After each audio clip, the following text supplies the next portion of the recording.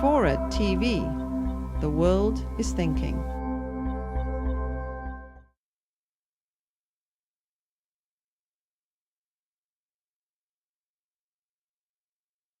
My name is Phil Mullan. I'll be chairing this afternoon's session on privacy. Title, Privacy is Dead, Long Live Privacy. For those of you who've been following the strand, privacy of course came up earlier in the first session on social networking sites, and a lot of people wanted to raise questions then, so this is the opportunity for them and others to pursue that discussion. The starting point for this particular theme was straightforwardly the recognition that there are two very powerful trends in society today. The trends of information, digital technologies becoming more and more influential in every aspect of our lives. The fact that more and more of our working, living, playing lives are digitized in one form or another. The coexistence of that trend with the recognition, the perception, the reality that more and more of our privacies are being eroded these days. And the underlying question for this afternoon is, to what extent are those two powerful trends in society connected? Just to quote from a leader of one of the leading companies which are very much impacted by the discussion on privacy, Eric Schmidt, who's chief executive of Google, he sums up the relationship between these two trends when he was arguing in the FT a couple of weeks ago that alongside all the great benefits and opportunities information technologies provide, he said, however, these technological advances do sometimes make it feel as if our lives are now an open book. I think that metaphor of an open book does sum up that sense of how things have changed. Credit cards record where we shop, what we buy. Mobile phones track our every movement. Emails leave a trail of whom we, in quotes, talk to and what we say. And he concludes the latest internet trends of blogs and social networking sites, what we discussed earlier. All that makes it possible to share almost anything, any part of our lives, photos, whatever, with almost anybody else. So that's, a synthesis of what this discussion is referring to. And I suppose some of the questions which come out are, to what extent is that a problem, that our lives are an open book? I mean, is that something which we should be concerned about? And to the extent to which we feel we should be, and I want to note this morning some people are arguing, really that's just the way things are, put up with it. But if we are concerned about it, I think more to take the discussion further, to what extent does technology itself, or a focus on technology, help to clarify, or maybe on the opposite, it helps to obscure what is really going on in this area of the erosions of our privacy?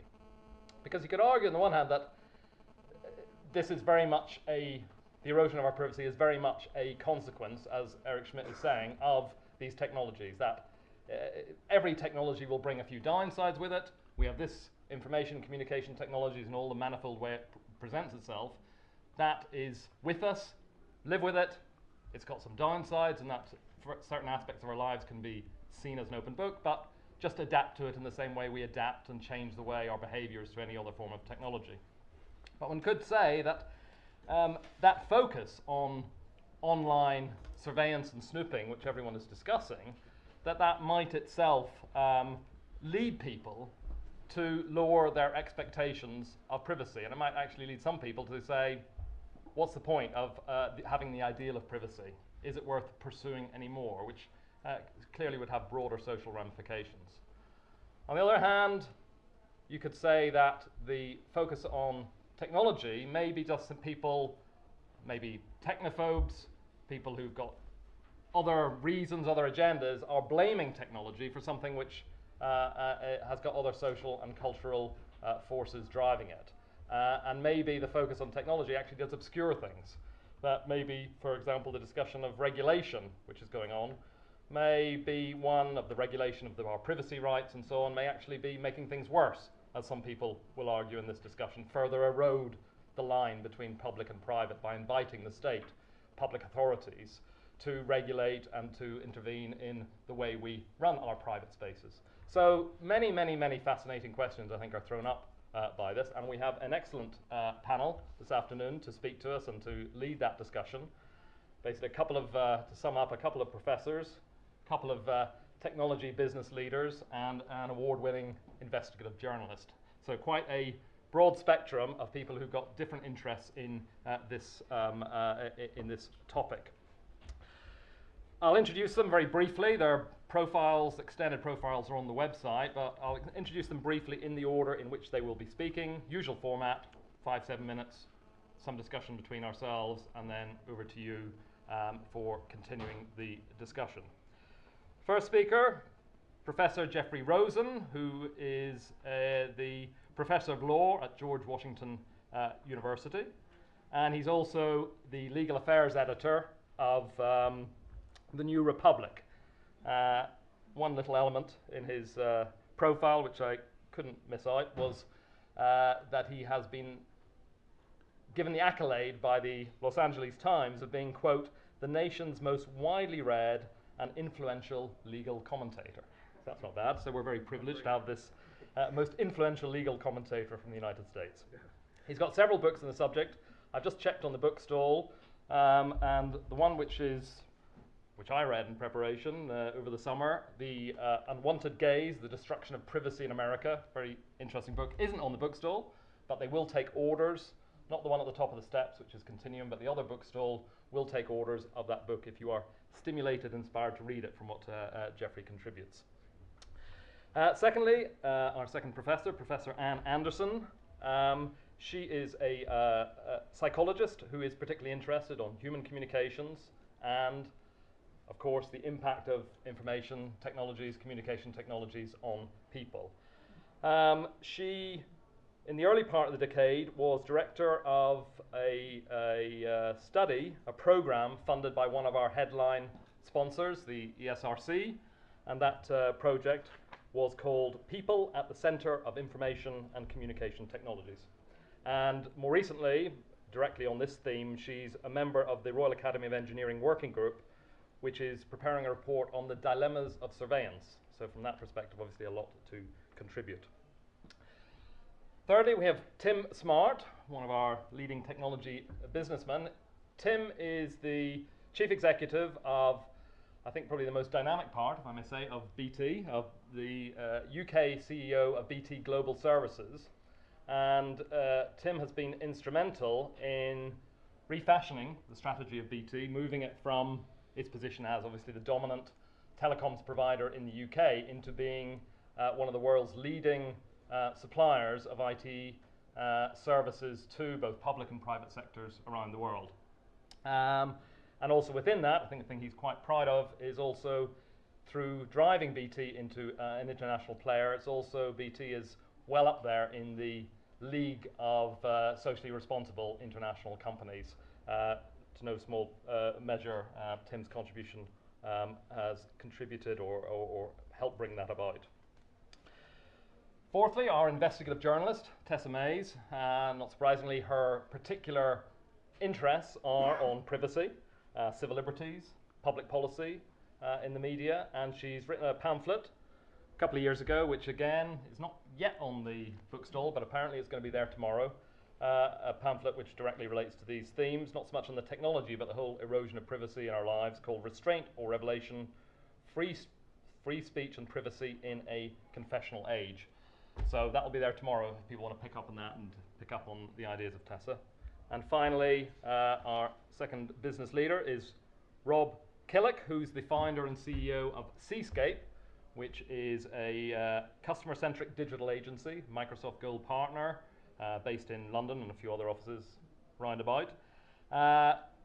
Rob, in a sense, combines both business and a bit of the journalism side because he's quite a prolific media commentator on a number of publications, including those of the Institute of Economic Affairs and the Social Search Research Network and Spiked and German publication Novo. So he gets around a bit commenting on these type of issues. So that's your panel. Over to Jeffrey to kick us off. Well, I'm delighted to be here, and I'm very much looking forward to the conversation. What I'd like to argue simply is that Eric Schmidt of Google is wrong. That in fact there's nothing inherent in technology that requires the adjustment of our expectations of privacy. I want to suggest that across the range of surveillance technologies in the private and public sector, it's possible to design them in ways that protect privacy and security at the same time, or in ways that threaten privacy without increasing security. But this ultimately is not a technological question, it's a political one. Is there a political and cultural demand for a well-balanced and well-designed technology of surveillance? And I'm afraid that as Britain and America, which have very different attitudes historically toward surveillance, converge and become more like each other, it may be less rather than more likely that the well-designed technologies will in fact be adopted. So what do I mean when I say that the magic bullet or the silver bullet is attainable and it's possible to design these technologies in ways that protect privacy and security at the same time? A simple, easily grasped example, this is the example of the naked machine. This is the high-tech, three-dimensional, millimeter imaging machine that was deployed at Heathrow Airport not long after 9/11. It reveals not only metal, but any objects that are concealed under clothing. A wonderful security device. The only downside is that it shows us stark naked. Now, the naked machine does not have to be designed in this way. More recently, at the Phoenix Airport in Arizona, the people who designed it came up with a simple programming shift. They took the pictures of the contraband and projected onto a mannequin, a sexless mannequin, and then they took the pictures of the naked body and scrambled it into a nondescript blob. So this wonderful alternative, the blob machine, as opposed to the naked machine, is obviously for most of us an act of mercy. Much better to be a blob than to be naked in the airport. And it's also a silver bullet that protects just as much security without threatening privacy. Now, I am convinced that the range of security technologies that have been adopted since 9/11 can be designed in ways that look more like the blob machine than the naked machine. And I want to begin with an optimistic story about a data mining technology that was refined in a good way, and then I want to end with a less optimistic story about the proliferation of surveillance cameras, which have not been refined in a similarly encouraging way. What's the happy story about data mining? Not soon after 9/11, the government proposed to create a grand centralized database that would unite data collected by the private sector, emails, consumer patterns, magazine subscriptions, tie them into public sector data about arrest records, child support payments, and so forth, and profile everyone who checked into an American airport based on their resemblances to the 9/11 terrorists. What was wrong with this system? It wouldn't have worked, and it posed grave threats to privacy, but aside from that, it was a great system. It wouldn't have worked for the simple reason that if the next attack looks nothing like the last one, and you're profiling people who buy one-way tickets and take flying lessons in Florida, then you're going to miss the train bombers. The threats to privacy are also acute, and they have to do with the dangers of political discriminatory surveillance. If the government can dust a protest scene, plug the fingerprints into the database and identify everyone who was there, and then threaten them with prosecution for being late on their tax payments, it might have a great window of opportunities for discriminatory surveillance. Unless you think this is a paranoid fantasy, President Nixon did it against Vietnam protesters, and protesters at the Republican National Convention in New York were similarly threatened with surveillance pictures. So this fear of the Nixon effect is a real one, and it informs the privacy debate.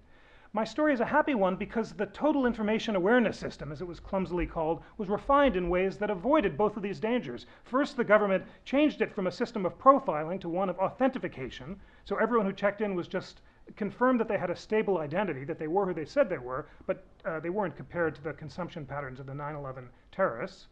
And in terms of privacy, the government imposed a control on the use of data. The data could not be shared with criminal law enforcement, and therefore you couldn't be prosecuted for being late on your child support payments. Only if you had an outstanding warrant for a serious crime could you be kept off the plane. Both of these were serious victories for privacy based on models that the Germans have used to great effect in imposing limits on the use of data. And they show that vigorous political opposition, which in America is defined not only by the civil libertarian left, but also the libertarian right, can converge to create well-designed data mining systems. My second story is less optimistic, and this is the story of the proliferation of surveillance cameras. And here the cultural differences are very great. You in Britain have lived with these cameras since the 1990s. You take them for granted now. You are the most surveilled country in Europe. I was struck when I first studied the surveillance cameras by the gap between their promise, mainly they were sold as an instrument of fighting terrorism, but quickly came to be used for very different purposes, mostly keeping people out of shopping malls if they'd misbehaved, scaring people into thinking they were being watched if they weren't, creating databases of supposed shoplifters, and so forth. And also I was struck by the fact that the debate was remarkably unempirical. The British and American government's own surveys have shown no connection between the proliferation of cameras and the decline of either violent crime or terrorism.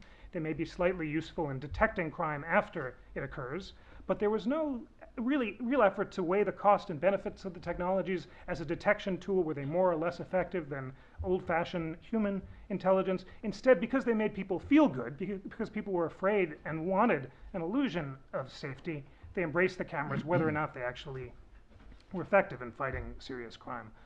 For me, the story is instructive because it reveals the deep differences in British and American attitudes toward privacy and surveillance. I have always asked myself, why did Britain become the first wired country during the 1990s at a time when America largely resisted the cameras?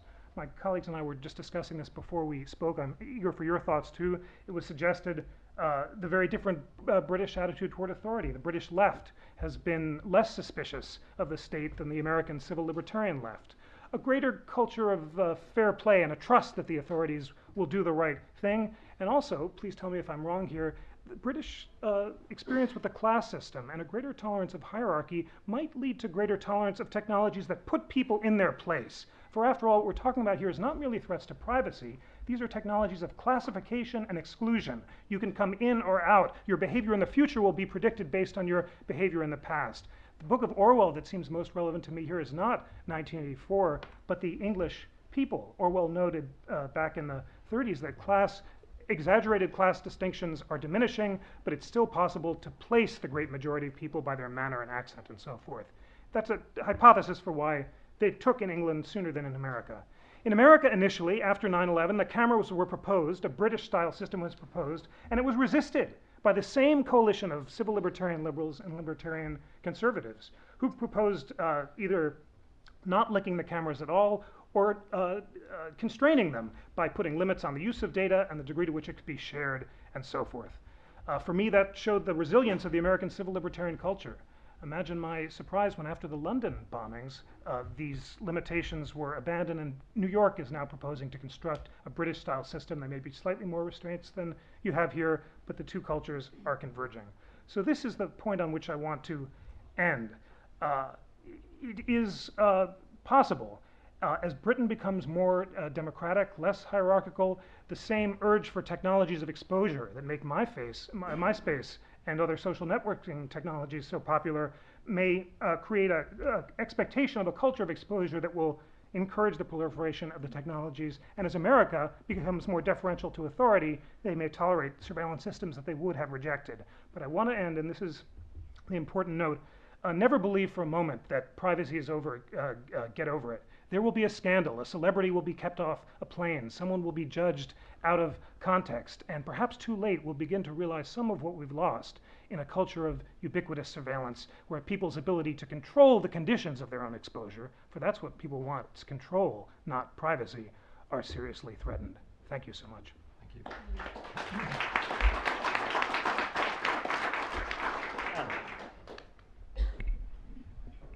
Hello. Geoffrey raises some fascinating issues that I'm sure we'll return to, and how the state and large organisations make use of the technology capacities that we all now have in terms of surveillance. But I want to focus on the individual responsibilities in this space. Nearly all of us are carrying about in our handbags and briefcases technology that has more potential for surveillance than George Orwell's Big Brother could ever have dreamt of. And we have to behave in a responsible way if we want to protect our own privacy and respect the privacy of others. And I think it also empowers us for this important political debate as well, if we act as individuals in a responsible way. As Phil mentioned, I was in a working group at the Royal Academy of Engineering looking at this space of the dilemmas of privacy and surveillance. And as a social scientist, I was very pleased that a lot of that discussion was around some of these social dimensions and policy dimensions. We come up with a whole set of recommendations which I would recommend you look at, but I've only got time to touch on a couple, and indeed Geoffrey's raised one of these already, and that's the important principle of designing for privacy.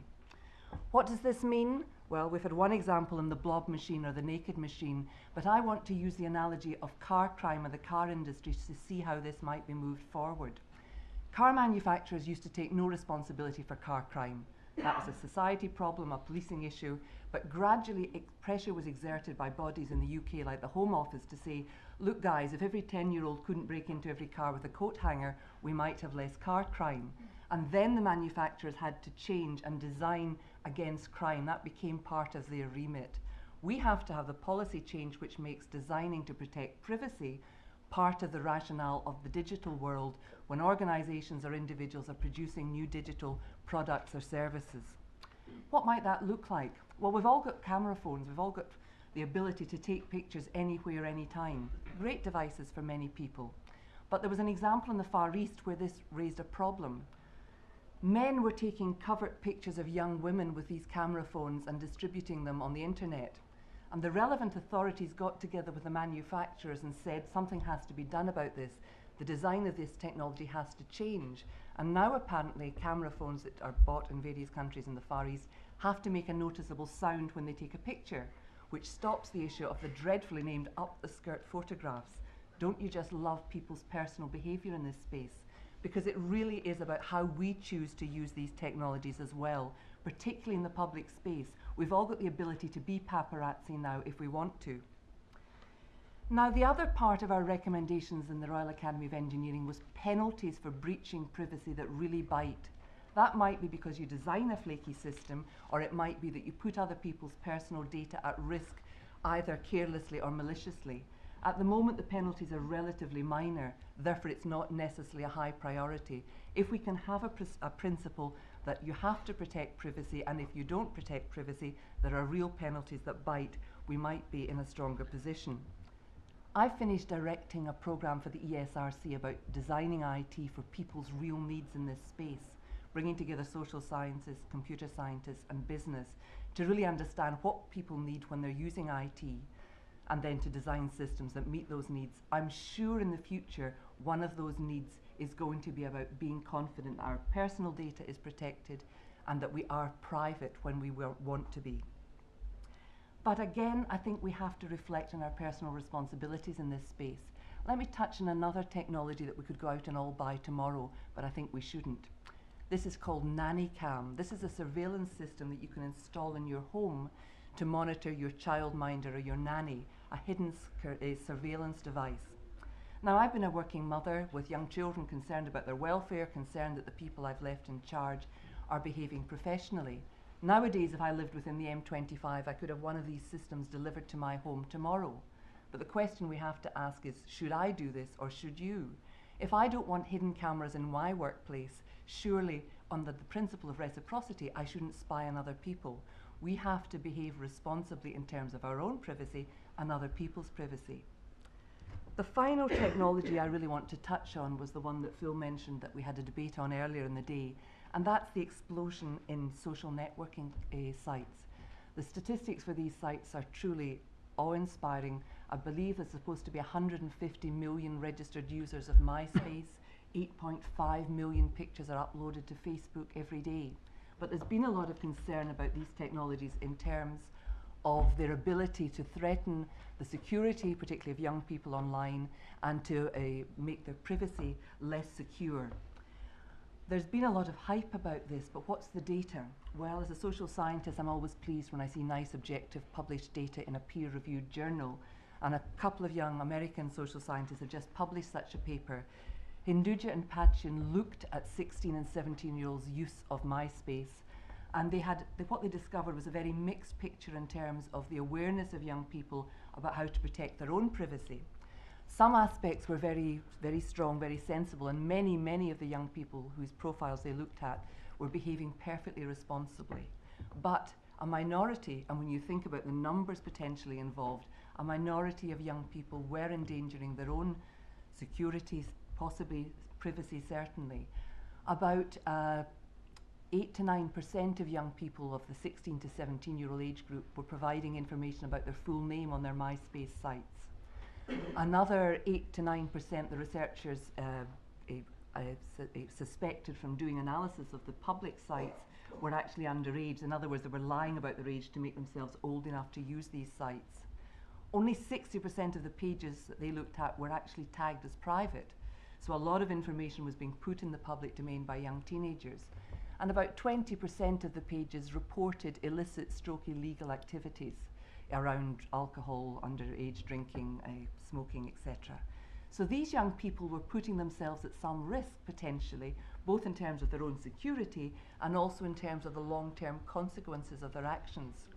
Because, of course, this is a technology that's being used widely by young people to network socially, but it isn't a private space in many cases.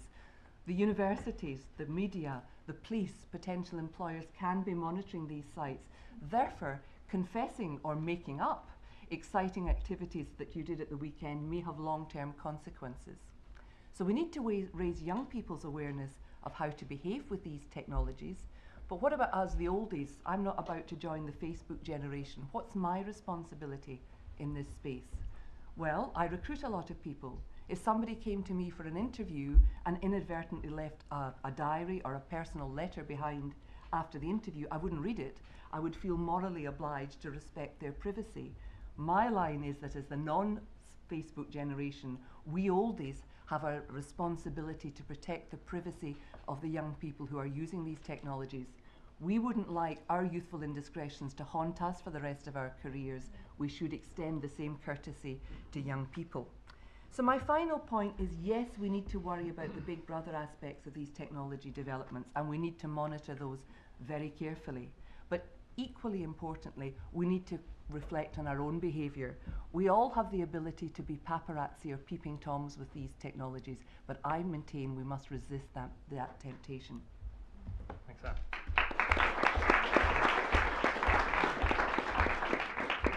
Tim. Thank you. I guess I'm in a dangerous position because I think I represent big business in the room, and I'd like to tell you that I have a vested interest too in that. I make most of my money by managing large databases and complex information systems for banks and government in this country. So I think I should declare my interest before I start, and hope I don't get too many rotten tomatoes thrown at me. I'd like to talk a little bit about the upsides, I think, and then the downsides, because there's a paradox in my head. Whilst I come to work to make money out of these things, I do worry about some of the issues that have been described by colleagues, and we'll discuss, no doubt. But I'd like to talk about some of the upsides to start with. Today you'll have heard that Motorola have some technology that enables them to monitor telephone calls and texts that will enable them to send adverts to people who are having conversations about going to restaurants or going to cinemas or whatever. And you may immediately think, what a horrible, horrible thing that is. The reason they've developed it is because everybody wants free phone calls. And it's impossible to have free phone calls because capital equipment costs money and there has to be a way of funding it. So the reason they've been encouraged to develop this technology is because service providers want to respond to the needs of their customers. Now the challenge is, how can we be sure that I'm okay receiving adverts, so I say yes please, and you're not okay, I'm sure you're not okay receiving adverts, so you would say no thanks. How can we be that's a challenge for us. That's a challenge for us. So I think that sharing information, making information public, enables companies to build products and services that meet the needs of their customers. I think there are also some really compelling reasons why we should encourage the sharing of information to do with security and to do with safety. And you know, we can ask ourselves the question: were we more adept at sharing information amongst our agencies? Would the Soham murders have taken place? Would Cambridgeshire police have known that Humberside police had Ian Huntley on their database? Would they have been surveying him? And would those two girls still be alive today? Would we have been able to forecast the Victoria Columbier situation if we had better sharing of information amongst agencies? I think that, you know, if you're the parents of the girls in Soham, if you're caring relatives of Victoria Columbier, you might say that you're prepared to accept some invasion of privacy in order to enable those situations to be avoided. And I'd just like to talk for 1 second about another piece of technology that we're heavily involved in, which is a large information system at the National Health Service, which receives a lot of negative publicity. And I can talk for a long time about it if you like, but I'll just give you one example of why you might like to think that this thing works. So this gentleman sitting on the front row gets admitted to a hospital in Exeter where they're examining a growth behind his right ear.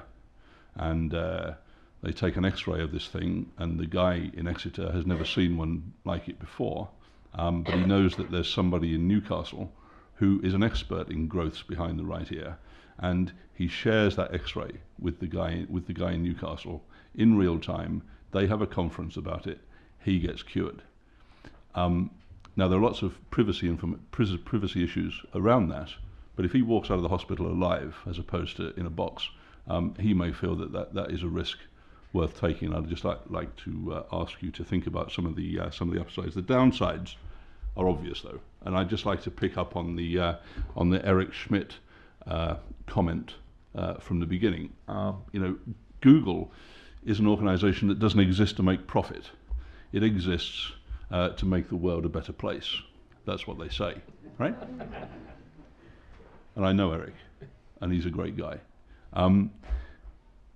Every time you search something on Google, every time you Google something, your inquiry is stored.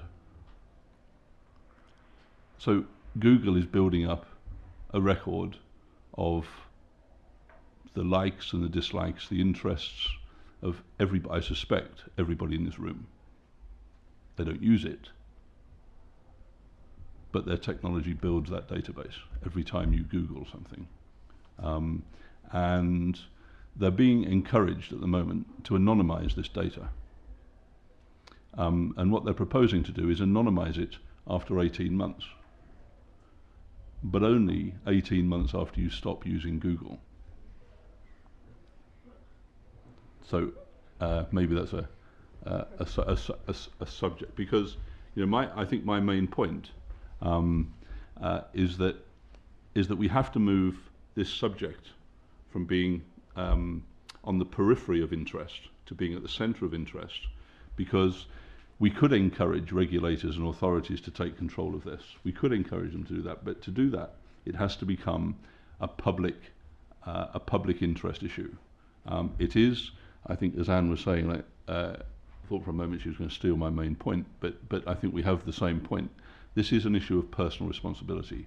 She drew a particular angle on personal responsibility. My view about it is that as concerned individuals, for the balanced use of shared information, I think it's our personal responsibility to make sure that this becomes a mainstream topic, such that businesses, those owners of information, are encouraged by various means to act and behave responsibly. Thank you.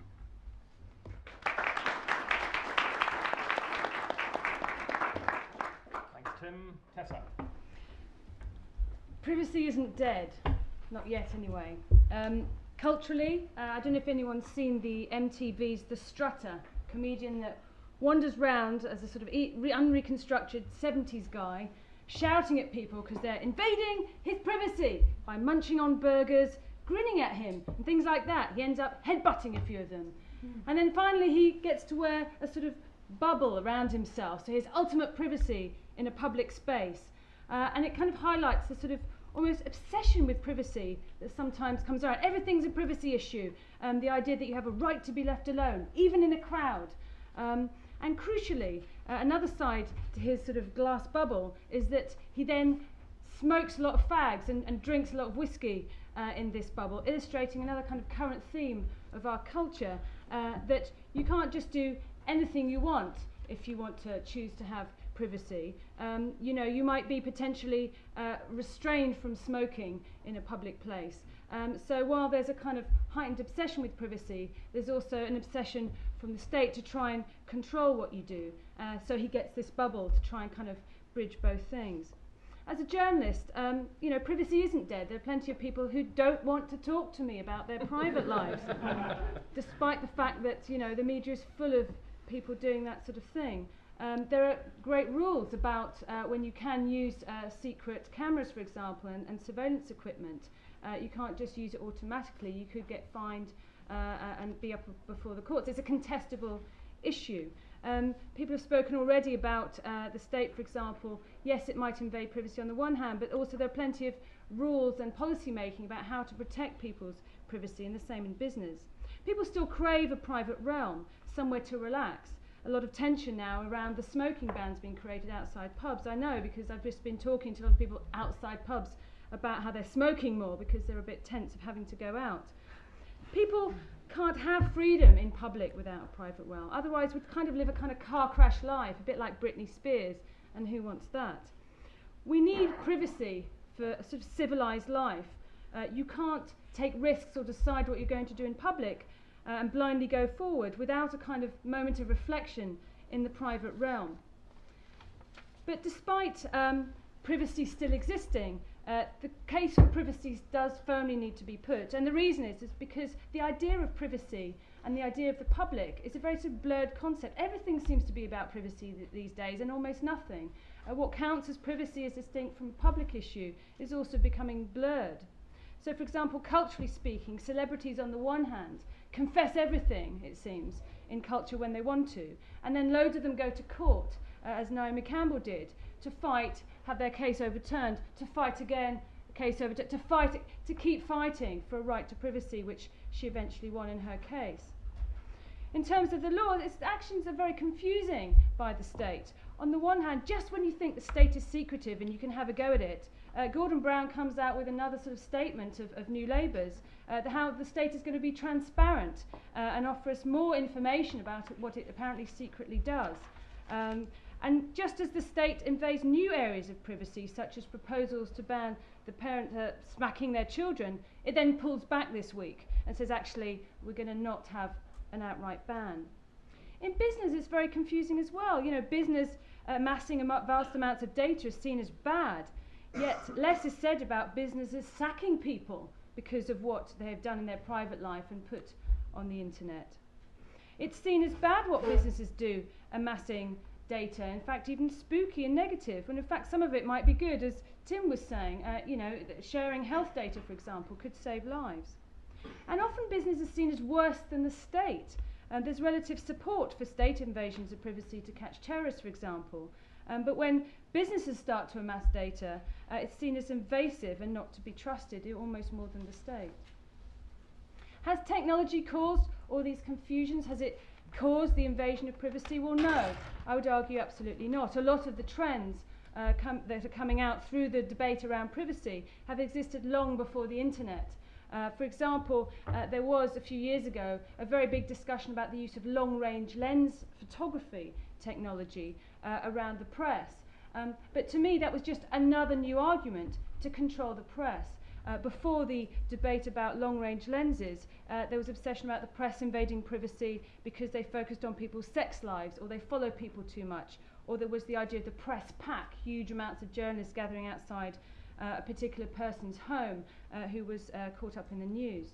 Another trend that's been long established before this sort of heightened debate about technology and the internet is the state and the way it's reinterpreted our right to privacy.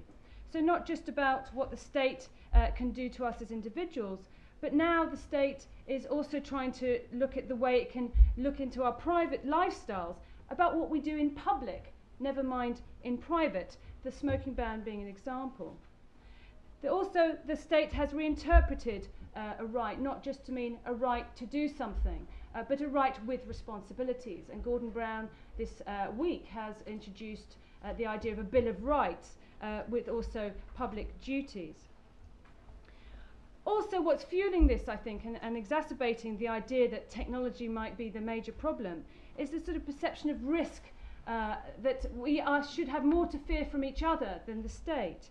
That strangers could be paedophiles, parents could be harming their children, that a blind date could knock you out with a date rape drug.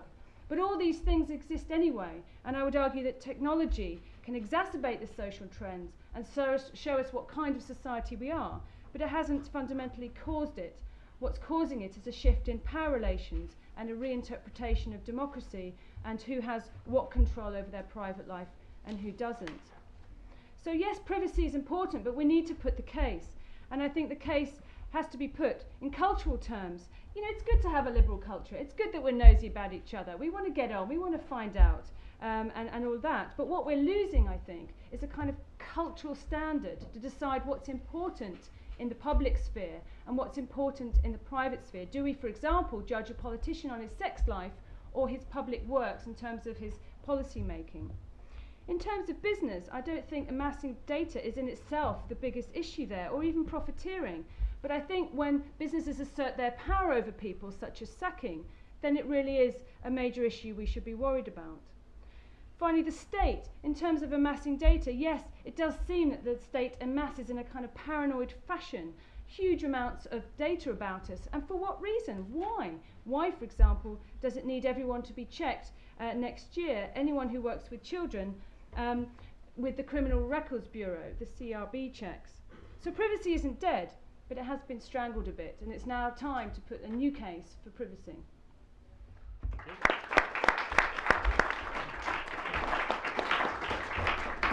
Finally, from the platform, Rob. Thanks. Three quick points. Jeffrey referred to the fact that often there doesn't seem to be much empirical evidence in favour of surveillance cameras, for example. And I think it's very important that we understand what's beneath the privacy discussion. Because what I think is the really crucial point to understand, and there's a slightly paradoxical element to it, is that there is a much more heightened sense of personal risk in society, a sense that we are more exposed to dangers of all different kinds, and Tessa touched on this. You know, that often people are inviting infringements on their privacy for that reason. You know, we in this country, for example, I think the figures in favour of CCTV are something like 90% of the population accepts the need for CCTV. Now, the slightly paradoxical element that I see in this is that logic would tell you, if that's the case, if that's what's going on in society, that we do have this sense of heightened risk, that we're probably also exaggerating the threat to our privacy from some of these things, because the same rules will apply. You know, that you know, if we're worried about something, then we're probably worried about everything, you know, for the same reasons. And so, you know, you have to kind of try to get to, you know, you need to assess in a rational way, and that's the most difficult thing, where the dangers really lie. I mean, is the government really out to get us? Well, I'm not sure. I mean, I don't really know why but you know, it's not as if they're being challenged or threatened from any quarter in Britain or in most Western countries. You know, there's very little organised opposition to the status quo. Do evil companies want to manipulate us? Well, perhaps there are evil companies that wish to manipulate us. As it happens, if the junk mail that I get sent through the post and through email was more focused on my real needs, then I'd be more grateful than the junk that I get, which is actually not applicable to me in many ways.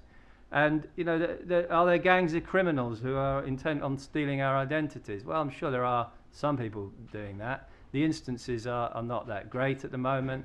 You know, I'm not trying to say that there aren't problems, and I think some of the problems have been raised here, but I think it's important to understand that there's a good chance that we're exaggerating the problems, just as we're exaggerating many of the risks and threats that we face. And that's a problem in itself, probably, but what's more of a problem is that then might lead us, or some of us, to call for more regulation, more state intervention, in order to challenge the threats to our privacy, thereby, in a peculiar kind of way, leading to more infringement of our privacy. Because once the state has powers, as we all know, it tends to use them in ways which are not always what was intended by those who fought for those powers, you know, however well-meaning they were. So I think that the first point I'd like to make then is that the real issue privacy for me, or behind the whole privacy discussion, is the enhanced sense of personal risk, that we're more individuated and fearful, and in that situation we are more prone to accept restrictions of personal freedom and privacy if the advantages appear to outweigh the risks. Now, second point is, I actually do think that the invasions of privacy are very dangerous, and not just for practical reasons, in the sense that you might have your bank details or whatever taken and used against you, but because privacy is an essential part of being human. You know, we all need a place and a space where we are not in the public gaze. We do need that. And I noticed that Scott McNealy, who is the CEO of Sun Microsystems, who offered to create a universal database for the American government, when challenged on the question of privacy, said, "You have zero privacy anyway, get over it." Okay, that's fine. I noticed that Scott lives in a 40-acre gated estate, right, which probably gives you quite a lot of privacy as it happens. So I think what he probably meant is, you have zero privacy, get over it. And you know, I think that as has been said, that you only have to imagine the hell it must be to be a celebrity, a modern celebrity, to know how much we really do need our private places, our intimacy, you know, in order to be properly human. Third point, this is a discussion about technology, but as is often the case, we're really not discussing technology. We're discussing things that are right and which we've known to be right for a long time. I mean, as I get older, I get more worried about modern society. I'm sure this is not unusual. But what particularly worries me is that the idea of democracy and of democratic rights and freedoms is a relatively recent thing in human history. It's probably 200 years in reality. Now, when I was a young man, that felt like a long time. Now that I'm in my 50s, I realize that it's actually probably only a third, that it's 3 times the time that I've been alive, which is nothing at all. And you know, that we have to, it's very important for us to look at developments in technology from the point of view of what we know is right from the past about freedom and democracy. It's really crucial that we do that, because these things are not given to us by right. They're things that we have to fight for and continually fight for. So for me, technology is definitely not the problem here.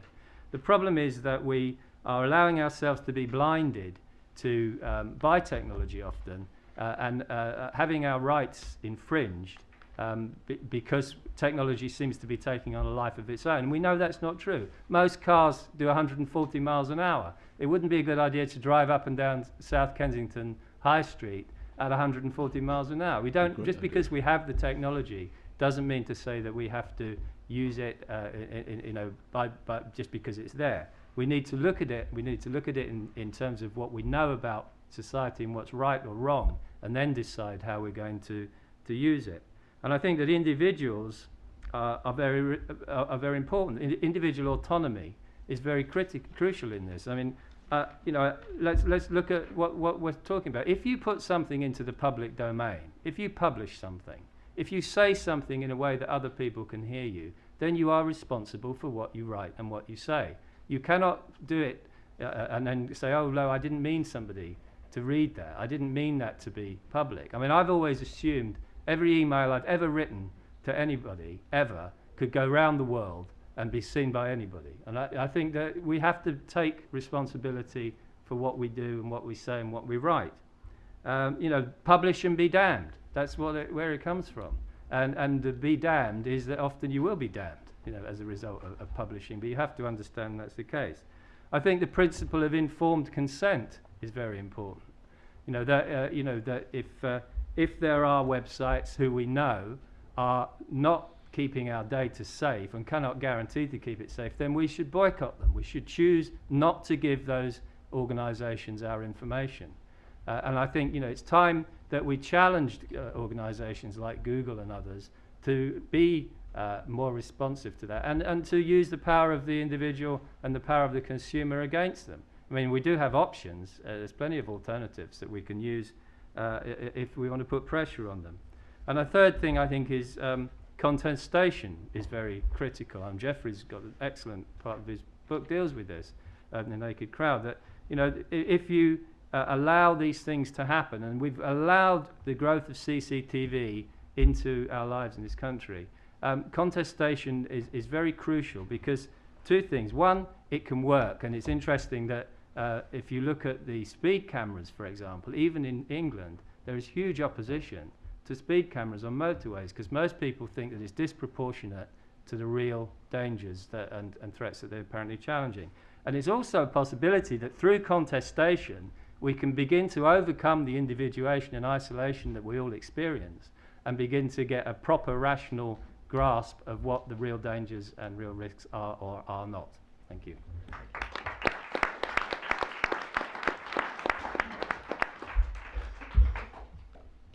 A couple of themes, if I can throw out to all of you, not to any individual one of you. Picking up on Rob's first point, that we tend to exaggerate, or is there an exaggeration of the problems?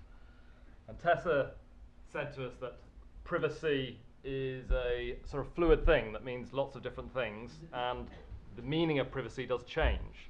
So I think, can we sort of have comments on, should the current obsession with information privacy, is that a form of privacy which is really something we should be concerned about, or is it a exaggerated obsession, as Rob alluded to? I mean, is it on a par with, is information privacy and the fact that our personal data is being stored by Google and is, you know, there in Amazon and everywhere, is that on a par with the traditional right to privacy, the right to be let alone, as it's as it is posed? Jeffrey? Privacy means different things to different people, and it's very hard to define. So among the range of topics we've been talking about, they might be described as autonomy, the right to be free from governmental surveillance; dignity, the right not to have fellow citizens misjudge us or take us out of context; and equality, the right not to be classified, and so forth. Talking about a right doesn't make any sense. I know I teach this in America, and my sense is it's the same in Britain.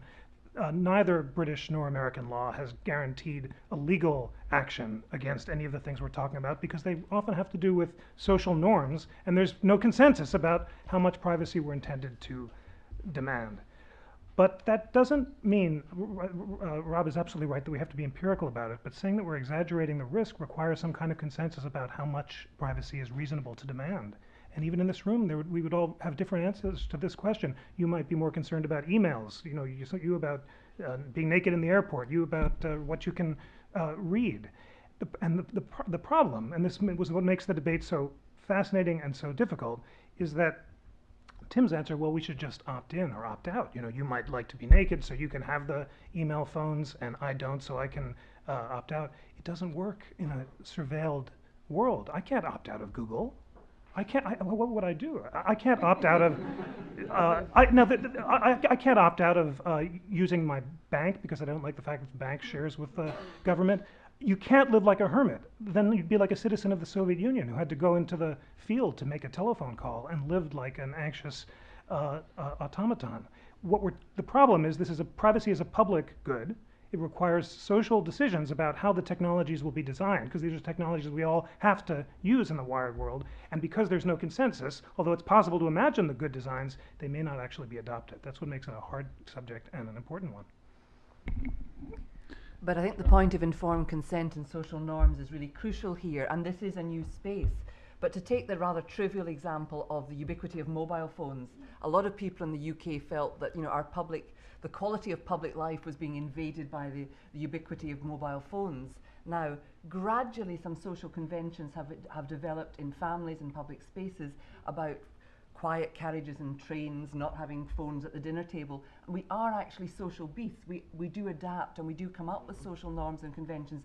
They're not rigid, and they might be different in your workplace or my workplace, but it's a way of addressing these kind of issues. And the notion of informed consent for privacy, I think, similarly, has to move in that way. I think the right to privacy when it comes to business compared to the state, we have to draw a distinction. Business is not the state. It may seem like it is when it amasses huge amounts of data, but it is not the state, and we can decide to give our data or not. And insofar as people say, well, certain companies are so big you can't sort of escape them. Well, we should oppose that. I mean, there are challenges to Microsoft's monopoly. You know, I'm surprised people aren't talking about defending the spirit of using cash, given that so many companies now only, you know, allow you to pay or pay you back through technological means if you want to. Companies come up with, for example, phones pay as you go, so that your details aren't registered and you can't be monitored as you use your mobile phone.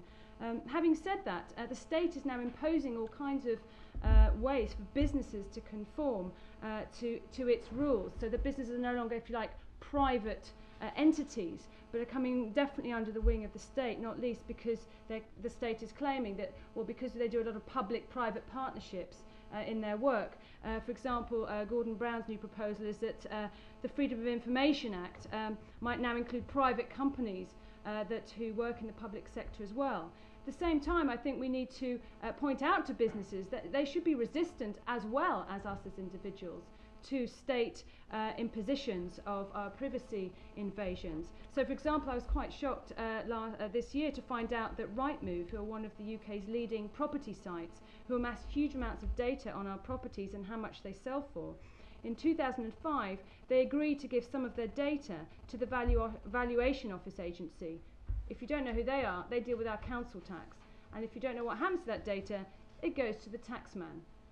There was no resistance by Rightmove to that. There was no outcry by other property estate agents to that. So I think we need to separate that the state is not the same as business, but businesses are succumbing to state without opposition to what they want in terms of our privacy data. Tim, you might come back on this as well, but Tessa, is it really realistic? You seem to go on the line of the opt-out, you know, opt-out of credit cards, opt-out of, you know, using Google or whatever. I mean, when Jeffrey said, you know, what choice have you got apart from Google, you whispered, go to Yahoo instead. But the reason people go to Google is because it's a better search engine than Yahoo, that because it does actually amass all that information, it is better able to deliver up the results that you're looking for. So isn't it just the way things are, that people are trading in exchange for convenience, in exchange for getting a better service from companies, in exchange for perhaps some fun and entertainment in terms of all the information you give onto MySpace? Isn't it just the reality of the world? People are prepared to trade some privacy for convenience, and to recommend to people to opt out is turning them into the hermits that Jeffrey's described. I'm not saying they should opt out, but I'm saying that we need to actually raise concerns with business and say, look, if you are amassing our data, we need to show some sort of opposition there, not just let it go. And what I'm saying within business, you know, even businesses have to consider the fact that people oppose a lot of their private data being used in that way, and they're coming up themselves with a business sort of, like you were saying about engineering, designing for privacy, because they know people want it. The fact is, you can't just rely on businesses to come up with different choices, if you like, over what happens to our privacy and our data. We also have to show opposition, because there are many, many ways in which the only way that the state will respond is if we say, look, we're not willing to put up with this. So I think it's a combination of knowing that in business they come up with different choices, but we can't just rely on that. We have to show some opposition collectively ourselves to some of the things going on. Tim, Yeah, I think it's an economic decision. You know, you use Google because you get value from using Google.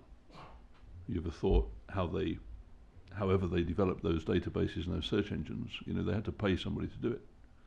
So they have to raise income from somebody. They don't raise income from you, and it's an economic decision. So you can make the trade-off, but I don't think it's as simple as this. I think this is trivializing the issue, with all due respect. Sorry, I have no respect.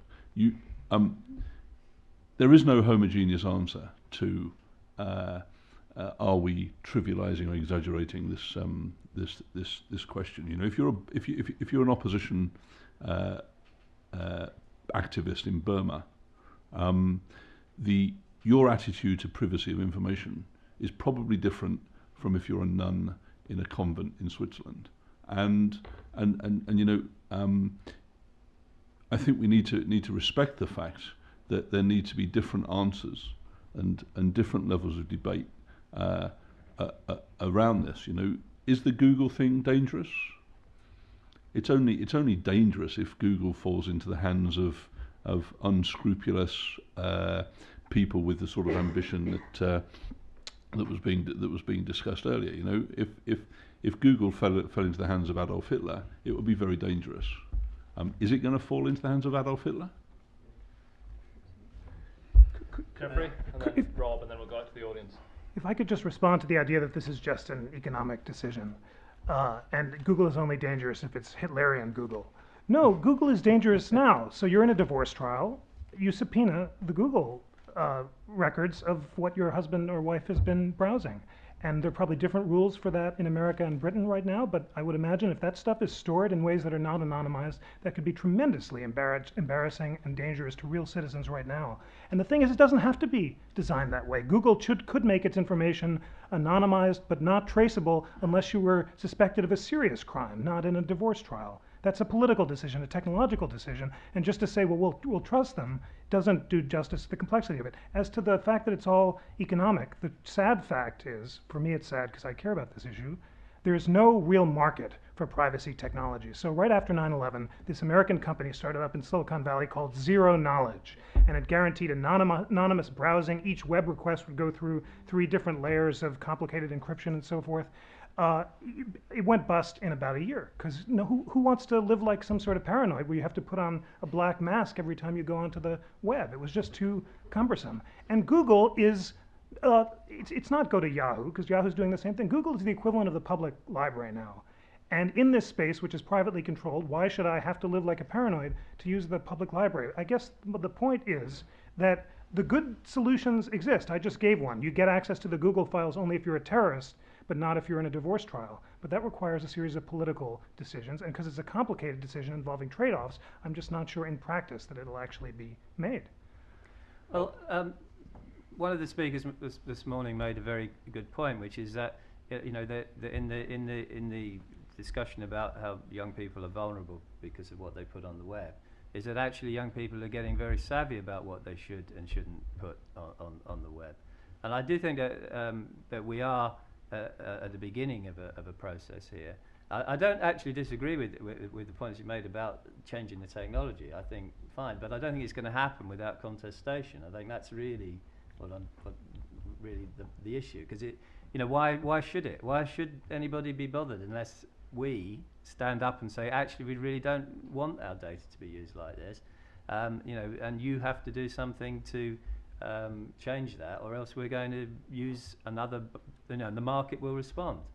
There will be people who will say, okay, well, our system doesn't share the data, just as there are at the moment websites who promise that unless you opt in, they're not going to share the information.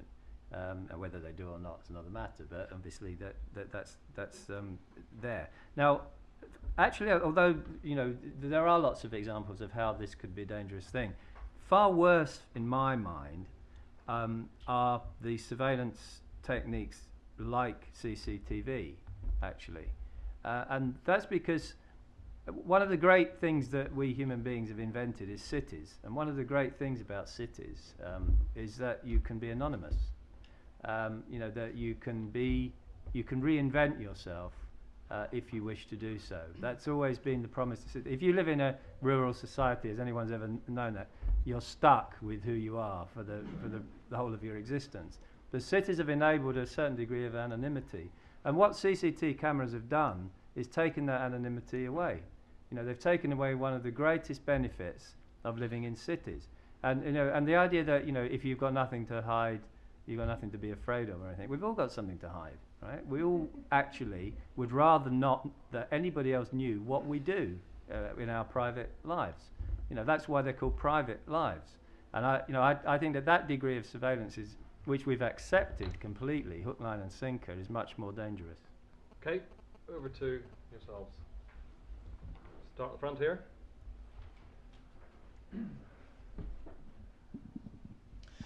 So my name's Casper Bowden, and I'm Chief Privacy Advisor for Microsoft in Europe. And 5 years ago, before that current line of work, I was Director of the Foundation for Information Policy Research, where we actually scrutinized a lot of the legislation which was happening actually even before 9/11 in this area in the UK. an aspect which I don't think any of the speakers have discussed so far is in Europe we do actually have a heavyweight privacy protection regime, the European Data Protection Directive. And one of the founding concepts of that is that the individual should have transparency into what organizations really know about you. This is the right to access your personal data using something called a subject access request. Anyone can do this against any organization. It takes about a month and you have to pay £10. But the European Union did a survey a couple of years ago and they found that fewer than 30% of people in Europe knew that this right existed and fewer than 3% of people had ever exercised this. I think a lot of the problems that we've talked about across the panel today flow from the fact that people really don't know how much data is being held about them and thus can have very little realistic awareness of their privacy risk. So the question I'd like to sort of throw in the air is this idea of being able to access your data from any organization, I think is one of the rights that we should be proud of as Europeans. But to make this right actually operational in the information society, we have to move towards a situation where you can access your personal data online as a right. Moreover, the peculiar wording of the Data Protection Act we have in the UK, which is actually a very bad transposition of the European directive, means that the kind of data that's been referred to, I'm not going to say Microsoft is better than Google in this respect, but the kind of data that's been referred to that Google holds about you, although it's fantastically revealing about essentially your entire private life, unless you log in to Google, that data is not actually counted as being personal data in the UK under the Data Protection Act. We have an enormous loophole in the Data Protection Act in regard for this electronic privacy information. And it's something that really isn't talked about much because unfortunately most of the vested interests are in actually turning a blind eye to that loophole. Okay, thank you. Go on to there. My question is just regarding Google Image and the news that have come up. One, regarding all the terrorist organizations that say they use them to see other people. But ultimately, in what we're talking about, privacy.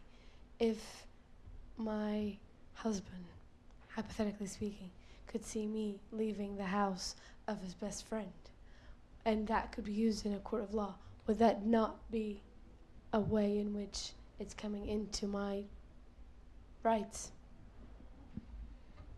Back there. Yep.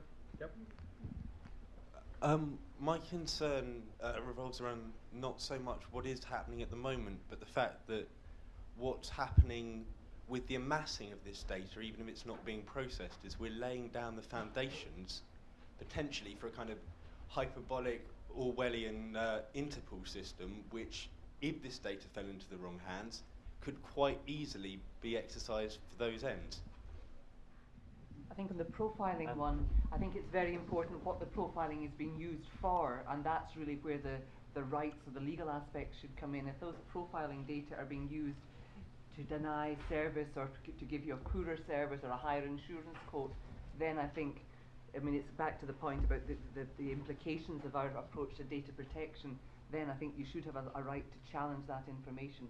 Of course, companies can start trying to profile their customers. It's what that presumably is part of their commercial rights. It's what they're going to do with that data that then I think it has to become part of our legal right to challenge.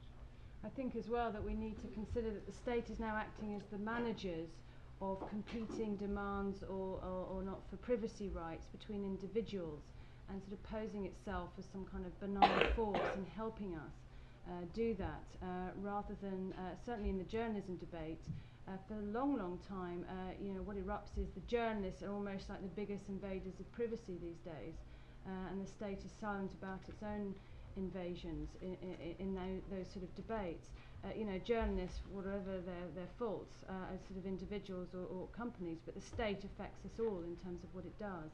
And I think what we need to start doing is turning the debate around and start saying, what do we consider is a right to privacy? What do we consider is our private life? And not have the state start defining it for us, which is it's doing at the moment, because there isn't much opposition or demanding from outside of the state about what should be done. Casper Boden makes the interesting point that this right of access to data is a tremendous achievement, yet it seems not to be used. Why are only 3% of people accessing their data? Perhaps because people only care about privacy after their own data is misused, and by that point it's too late.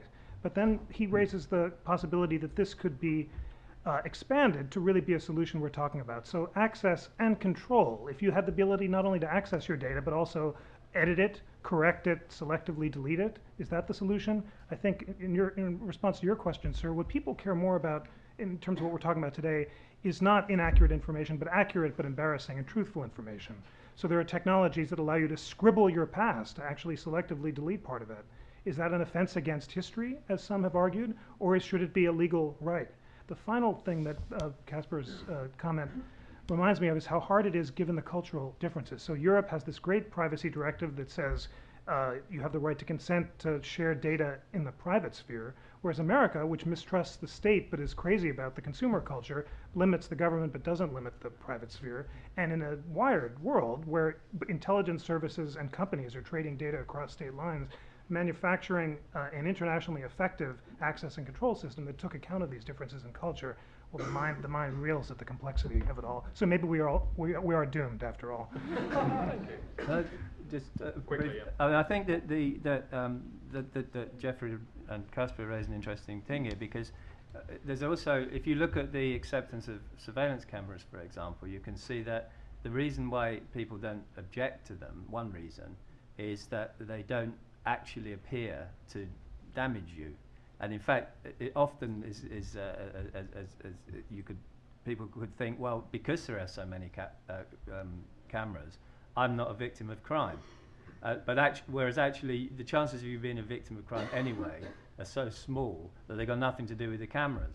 So there's a sort of a level, and I think this is really, I suppose, the heart of what I was trying to say earlier on, is that there's a level at which you really strain, if you're a proponent of privacy, to come up with examples of why these things are a problem.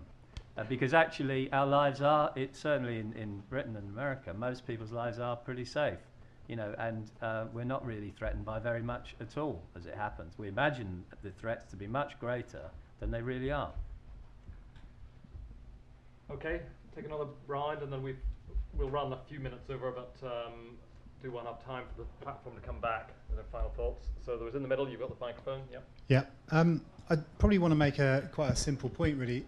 Well, a couple, in that all the discussion about data in terms of how much is available about us is obviously pertinent with today and technology, but I kind of work in IT and design, and I kind of look at clients quite a lot in terms of what they're prepared to do with that data and what they actually can do with that data. And actually, I think we're at risk of really overblowing a lot of this sort of sentiment about the data's out there and it's going to be used in very nefarious ways, because companies themselves struggle with very simple tasks about how to data mine anything about customers, full stop. And I think, as Rosen, you point out quite usefully, even when they do understand your behaviour, you've often gone to a different shop, 5 minutes later, because humans by our very nature are very hard to predict. So I think that we can overblow this whole data aspect of it.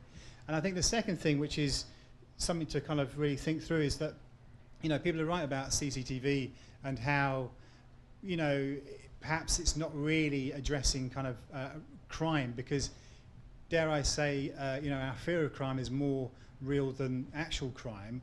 And I think that what we need to be clear about today is that things like CCTV and even anti-terrorism measures are very much around the state, the authorities, the councils, trying to make a statement, trying to be very overtly out there to sort of be for our protection, because these measures around crime also offer them a means to connect with us around these issues.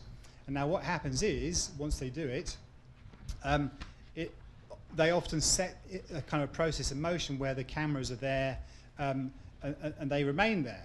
And the problem is that they then become used for other means later on. So if there is like an anti-terrorism kind of issue, then of course they've set up the infrastructure, which purportedly that was on our side to protect our privacy, against crime and so on. But then they've set up an infrastructure which they can turn around in a different way later on. Somebody was close to, on next to, in the yellow top. I'm actually optimistic about what you talked about, the awareness and the awareness building. Most of you seem to think that it's a matter of personal choice, the way these things should be handled. or a big part of it is not only legislation but is personal choice. And I'm optimistic about this, first of all, for the very fact that we're sitting in this room talking about it. So I think that the market for awareness for these things is going to increase, and in turn the market for products that take care of security is going to increase. A part of that reason is also what Rob said. 200 years is a small time. 10 years, which is the time these technologies have taken off and all the dangers associated with them, is a very, very short time. And possibly in the near future, the market for awareness and the market for the products that deal with security risks is going to get better. Please tell me what you think, if you share that optimism or you don't. Okay, over here. Hi, we've used CCTVs and consumers and users of Google as examples, but what about social networking sites and employers using information from social networking sites in their own business and maybe, I don't know, going to the extent of sacking employees? I mean, how much of a threat do you think that is? I mean, and including security threats and privacy threats. Two rows back. Well, I want to actually disagree with the previous speaker, or one of the, about that we're overblowing the issue here with regard to the future of data and all of that. I don't think that we are, as it happens, and let me explain why. Because if we understand what's really happening in the world of technology, the Web 2.0 phenomenon, which a lot of people have been making allusion to, but no one's really explained. The fundamental point about Web 2.0 is that the way it's architected is such that whatever service you create or application actually adds value to itself through your use of it. In other words, through your engagement with that service, you add your own personal data and metadata, which is then aggregated by that service and is used as a platform to create better services. That's what Google is. Now, the point is that the Googles are not going to go away. They're going to proliferate more in the future. And for me, the fundamental question for the future in this space is who is actually going to control that data? Who owns that data? Does Google own my data? Does Amazon own my data? Because I do a review for Amazon. Why should they use that review to sell other books and I get no access to that? I think this is a fundamental question for the future, and I think it's a very complex one. But the key point I would make is that in the context of the discussion we're having about privacy and the need to understand this question, it is around the question of contestation where this will ultimately be resolved. But I would not underestimate what a critically important question this is. By the way, Eric Schmidt's response on this very question was the following. He said that in the future, the way Google will architect itself is that if you want to leave Google, you can take your search history with you. Now, I think that's a very interesting concept for the future. Can we architect systems, as people have said about designing technology, in such a way that you place the power of that in the hands of the individual? I think that is something that we will have to fight for. It's not going to come out of the benevolence of corporations or the state. No, you can speak yourself. You said you wanted to speak. Yeah, well, it's just an observation, or a kind of point. I think Rob's right that, in a sense, there is an exaggerated perception of people's vulnerability in terms of invasions of privacy. But I probably wouldn't be sanguine about that, in the sense that that expresses political exhaustion. It's because not a great deal is happening politically that there isn't a threat to people's privacy. And I just wondered, could the speakers maybe reflect on the relationship between the exhaustion of politics in the political sphere and the very thin or kind of feeble defence of the private sphere? Are those two things related? Okay, and then front here, and then there's going to be one more there. Well, I agree with the previous speaker, so not Norman. I do think the problem is overblown. I personally don't really care about who's got my data. As long as I haven't got my credit cards, I don't think there's a problem. I think that we do have to be sensible. Somebody asked about social networking and, if you sort of potential employers look you up and everything. Well, you just have to accept that that's going to happen, and don't put things on in the public sphere that you don't want to be there. So I think we just need to be a bit sensible and learn how to use these new technologies. I think for me, though, the sort of more interesting sort of points are the ones raised around what is private and what is public anymore, because you know, I agree that we all need this sense of privacy and we need a space to have intimacy. But it seems that we're sort of downplaying the public sphere now as well, because we always wanted to defend the public sphere. That was where people were social animals, they communicated together, they fought for things together, and the public sphere is now being sort of denigrated in favour of the sort of private sphere. So what's so great about the private sphere, apart from sort of regenerating your batteries and going out back into the public sphere? One area of concern that hasn't been mentioned in this discussion is the blurring of the distinction between our private lives and our working lives. To me, that's an issue. Like a lot of people, I'll maybe go on eBay when I'm at lunchtime because I have the kind of employer where that blurring is quite evolved. So I will go on eBay, no problems, at lunchtime or even during the day. I do quite a lot of personal things at work, and then I'll go home, I'll take my laptop with me, I'll log on, I'll make emails, and the emails that go through Yahoo go through the same server as my work emails. So, excuse me, I actually find it quite difficult now to make a distinction and decide what my private life really is. And finally, as I see Shirley wants to speak, one of the producers of the sessions. Yeah, in the run-up to the festival, along with the help of New Media Knowledge, we did a little survey on privacy. And there was one question that brought up several things that have been mentioned on the panel today. That's the state, big business, individual, and political side of things with Google and Hitler, potentially or potentially not. And that question was, what is the biggest threat to privacy? And almost by far the biggest threat was seen on this survey to be the state and big business, which, you know, may well be true. But what was interesting was hardly anybody said an individual and hardly anybody said political groups. I'm just going to throw out a theory here, is that the state and big business has become a kind of bogeyman and sort of amorphous, ill-defined thing that actually says, and it's something that Jeffrey said earlier, is that it's a question of control. And I think it's the way that the individual, the strong individual, the individual who has political interest, the public individual, feel that sense of self is somewhere lost.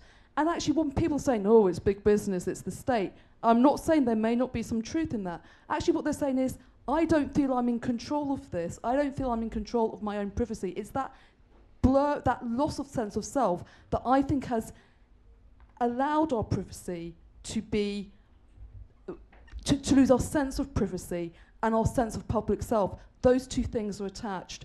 And that's my theory. Make of it what you want. Okay, thank you all very much. I'm afraid I wasn't able to fill all of you in, but we need to go to the panel for their concluding thoughts. In the same order, please, yeah? Jeffrey. Well, I think Shirley Dent's comment is a wonderful note on which to end.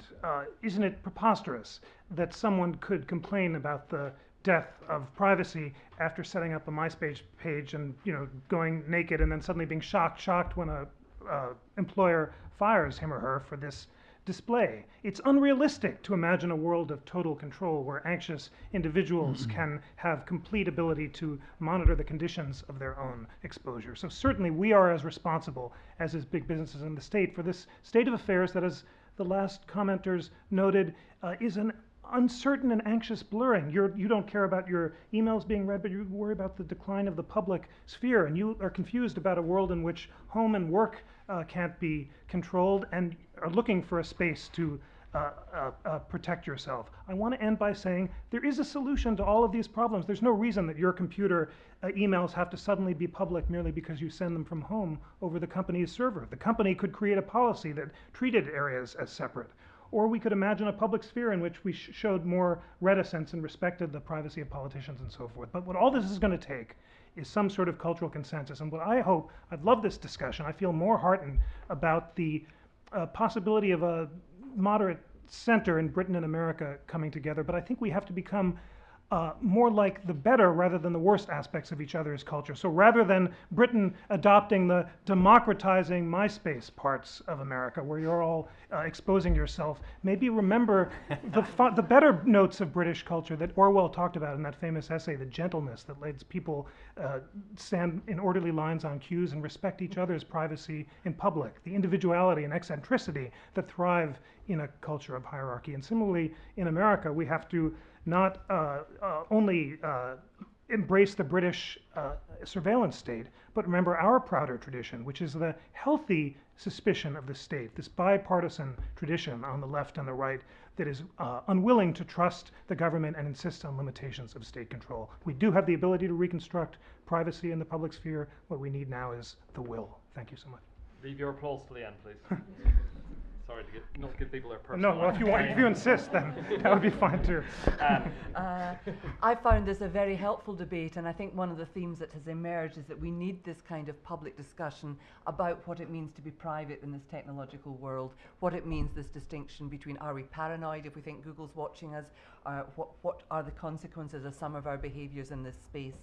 And I think it is anchoring this discussion around some of the core values, whether it's reticence, whether it's respect for what it means to be a good citizen in the physical world and in the digital world. And I think this kind of informed discussion, making use of the legal framework that already exists and extending it to control the space in a way that we feel comfortable with, because I do think potentially we can sleepwalk into the surveillance society is a cliche, but stumble into a space that certainly makes us feel socially very uncomfortable if we don't have this consensus. I'm really impressed by the fact that we don't have a group of people in this room who believe that privacy is dead and that it really matters, because I think the debate has reflected my divided position, from a business perspective, from a personal perspective, and I'm very encouraged by it. I think it's a good debate to have and to continue. But I'm essentially an optimist, and I think that most people are essentially optimistic. And I'm optimistic about this subject for three reasons. One is that businesses, big business, care most about their brand and are unlikely to do anything that damages their brand in any sustainable way. So I think that should gives us all cause for optimism. Secondly, that governments, at least in democracies, need votes, and so for the same reason, in the long run, I'm optimistic about that. And thirdly, as individuals, we fundamentally have choice, and I think that remains a very important part of this debate. But I agree with Anne that this is a very good subject to be having a debate about in public. Tessa. Bart Simpson in No Disgrace Like Home said, "Make yourself at home. Hear that, Dad? You can lie around in your underwear and scratch yourself." So we need to ask ourselves, perhaps he should have also said, when you want to scratch yourself, do you want to do it without being given a penalty fine by the authorities for doing so? Do you want to do it so that you're not judged at work or in terms of your work about what you're doing in your private life? And thirdly, we should stop being fearful of each other about what sort of trivial things we're doing at home between consenting adults, so that we avoid ending up so suspicious of each other that we accept state invasion of our privacy, of all of us, and ultimately perhaps become far too impotent to demand controls over business and the state, rather than the business and state having control over us. And Rob. I recommend all of you to read Philip Roth's new novel, Exit Ghost, which expresses much more eloquently than I can why privacy is an essential human facet. So I'll just have a quick stab at it myself. I think that why is privacy important? Well, if you think about what the alternative is a kind of exposure, the cultural exposure, the exposure of private lives of politicians, of artists, of everybody, the demeaning of those people through that exposure. And through the demeaning of those people, the demeaning of the whole idea of acting and leading autonomous lives, leading, making a mark on society. And I think that's where it links up with the exhaustion of politics, that the question that was asked there. You know, in order for us to be, to act in the world as autonomous people, in order to change it and make an impact on it in whichever way that we need to, we have to be public actors. To be public actors, we have to have a private life, because it isn't possible to have a public persona which is you, right? None of us have. You know, we are a public people. We have a public persona. We have an existence with our friends and our loved ones, and then actually we have our own internal lives, which are quite different from any of those, and we all know this is true. Now, the idea that all of this should be all hung out for everybody to see is just loathsome and damaging and crippling to what it is to be human. Can we thank all our speakers?